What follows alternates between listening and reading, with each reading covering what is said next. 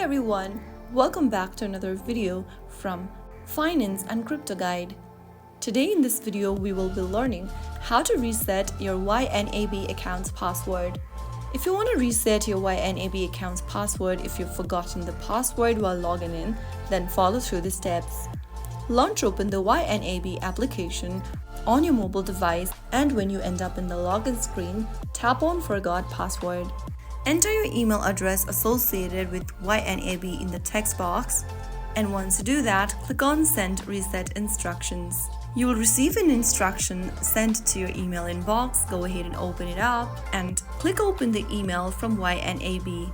There you should see the reset password link. Simply tap on it. Now on the next page, enter a new password you want to change to for your YNAB account. After you are done, click on Save Password, and your password has now been reset.